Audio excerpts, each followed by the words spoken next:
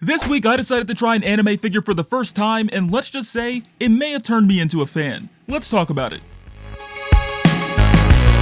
Now, I'm no expert in anime. I could probably count on one hand how much I've seen because it's not a lot. I think the first one that comes to mind is Battle Angel Alita, and I was inspired to watch that after seeing James Cameron's adaptation. Of course, there are others like Dragon Ball Z, One Piece, One Punch Man, and Naruto, but there's so much more, and I never sat down to watch it until now. This year, one of my goals is to test out different figure lines to see which ones I care for, and S.H.Figuarts, or SHF for short, has been on my list for quite a bit. I even did a poll on my Instagram story to see some of your recommendations, and there was some good stuff on there. One of the SHF figs I saw a lot of buzz for in the community, especially last year, was the S.H.Figuarts Naruto, a figure which is apparently really good. I could have easily picked up something Marvel related, but I thought it'd be fun venturing into unknown territory with this guy, so that's exactly what I did. So when I got the box in hand for the first time, I was really impressed with S.H.Figuarts' presentation, with both the box art and just how little space this package takes up. One of the many problems for us collectors is having the space to display the figures we have, or keep the boxes that are just so hard to part ways with, because the box art is just so dang enticing. Now trust me, I'd love to have an infinite space for my collection of figures and boxes, but unfortunately, that's just not how the real world works, so gotta get used to it. Now the box art highlights the character Naruto Uzumaki all over, in several poses to set expectations for this figure. I also love how the box theme looks a lot like parchment paper because it also fits with the text and Japanese calligraphy seen on the box. The plastic window also shows quite a bit of the figure, along with the accessories and Tamashi's quality seal. After getting things unboxed, we have Naruto Uzumaki along with his accessories, and he's looking just as good as he did in the hit game Fortnite. I say right foot creep, walking with that heat. Prior to picking up this figure, I haven't seen a single episode of Naruto, but for this review, I decided to watch a few episodes of the first season, and I'm not gonna lie, it's got my attention. There are some pretty humorous moments and a boatload of action, which is something I can't get enough of. Something I appreciate SHF doing is including instructions, which list everything included and how to use them, which is super helpful. This version of the character is based on the series Naruto Shippuden or Shippuden. I probably butchered it, but let me know in the comments. But this is where the character is grown up along with other members of Team 7. When taking a side-by-side comparison of both the figure and its source material, I'd say SHF did a very solid job. Getting up close to the head, we can see all the detail that went into it, and you can tell that SHF really put a lot of passion into this figure. Some of the things that impress me when it comes to the head are the sculpted details like the hair, and even simple things like the bandana. You'll spot some wrinkles in the fabric of it, and the plate for the Leaf Tribe has a metallic shine to it. Another thing I noticed is that the leaf symbol is actually sculpted in rather than being painted on, which is a nice touch in my book. He's got his vivid blue eyes, nice sculpting for the nose and teeth, and the 6 whiskers on his face. Based on what I learned so far from the first few episodes, I'm assuming this comes from him containing the 9-tailed fox inside him, but let me know in the comments if that's the case or not. The rest of the figure's design does look pretty good. At the neck, you'll see this wrinkled sort of collar with part of the zipper, which continues down the rest of the jacket. Judging by the appearance, most of the plastic is molded in orange, and then whatever additional details like the dark gray parts of his jacket are painted on top of it. All over the outfit, you'll spot wrinkles, with some spots being more subtle than others, but I think they handled it well. I'm not sure what's the piece on his shoulder, but it does have a nice sculpt to it, and the paint apps look clean on it for the most part. The back of the jacket has the Uzumaki clan symbol in the dark red color, with a bit of engraving for the swirl, and another detail of Naruto's jacket is how it puffs at the end of it, and SHF included that detail along with the waist pouch, which is a nice touch. The rest of the figure has some accurate details like the bandage and holster on his thigh, plus a pair of sandals. For my first time having this figure in hand, I'm truly impressed with the quality of it, but of course with a character like Naruto, you're gonna need some extra accessories to really enhance the experience of this figure, and SHF have you covered. So believe it!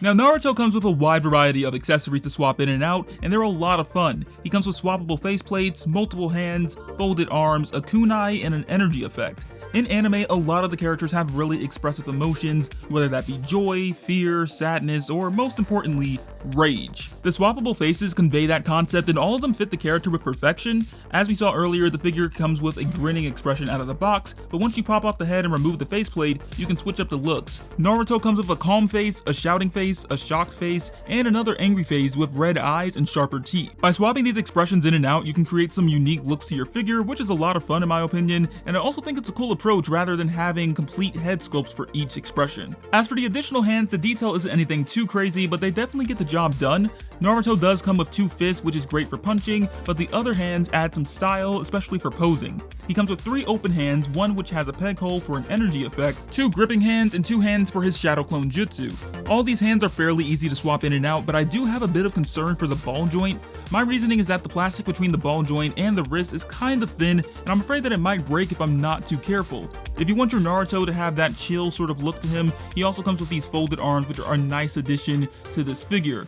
To give Naruto this look, you simply detach his arms and then plug these folded arms into the shoulders and then readjust them to recreate that folded arm look. When it comes to combat, Naruto does come with a kunai, which might be my favorite accessory for this character. It's a very simple piece with not much to talk about, but they did nail the sculpting of it, and the paint details for the grip are a nice touch. It also fits pretty well in the gripping hand, so I have no complaints at all. The energy effect is a translucent blue orb with some sculpting to it that has this wavy sort of look, and at the top you'll see a frosted white color for some added detail. The bottom of it has a peg that fits into the open hand shown earlier, so you can pose Naruto with his power. I think a lot of the accessories included with Naruto are great, they add to the fun factor of it, and they also come in handy with the third and final focus of this figure.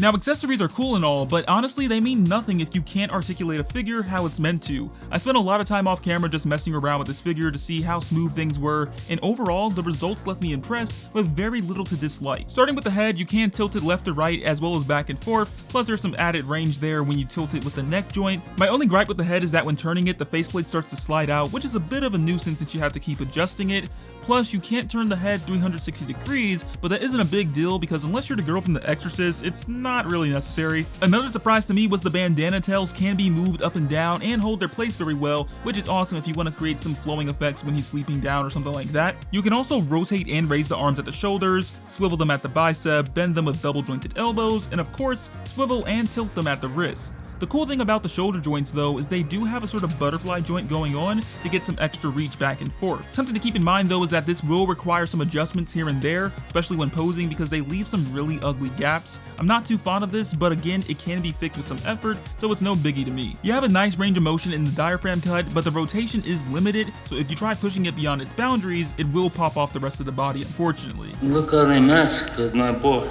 You do get some extra tilt on the waist though, and you can rotate it 360 degrees too, so I guess it kind of makes up for it there. Moving towards the lower section, we have the legs, which feel very smooth with the articulation. You can raise the legs pretty high at the sides, which is great for splits, plus you can get some good motion raising them forward and pushing them back. The rest of the legs come with swivel in the thighs, double jointed knees, boot cuts, swivel in the ankles, ankle rockers, and toe pivot, which is something a lot of figures can benefit from. When I was messing around with the knees, I noticed that the pants seam line stays connected when straight, but it also stays connected when the knees are bent.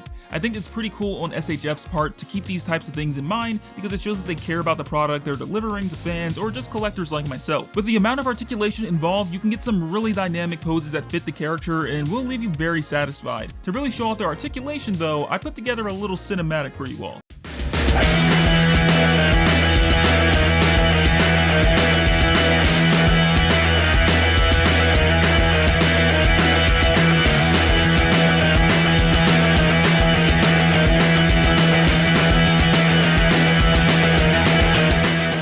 So, in the end, where do I stand as someone who's never tried S.H.Figuarts until now? Overall, I'm really impressed with the quality that this company brings to the table for collectors, and this is a really good one to start off with. I did pick this guy up for like $35 on Amazon, so I would say that was well spent, especially with the enjoyment this figure brings. The details are quite simple, but once you combine the accessories and articulation of this figure, it's an absolute beast, and I don't just say that because he's holding a 9-tailed demon fox inside of him. Also, I don't think the figure's pricing is too bad if you want to pick up multiple of these and set up a scene of Naruto doing some shadow clone jutsu, kind of like how Richee aka Noserain did in this photo, so it's a great figure and price for army building. Over on Instagram, I announced that Naruto was my first SHF fig, and a lot of you wondered if I'd be picking up their Sasuke too. After my experience with this dude, I'm 100% down to pick up Sasuke and any other Naruto figures they have, especially since I'm also enjoying the show so far. I'm also interested in testing out other characters from Figuarts like their Deadpool or Buzz Lightyear, but let me know if you guys have any additional recommendations from this company. As always, if you guys have this figure in your collection, let me know what are your thoughts on it and let's talk about it down in the comments. If you enjoyed this video too, be sure to drop a like and subscribe for more action figure goodness. I'll catch you all in the next one. Peace out.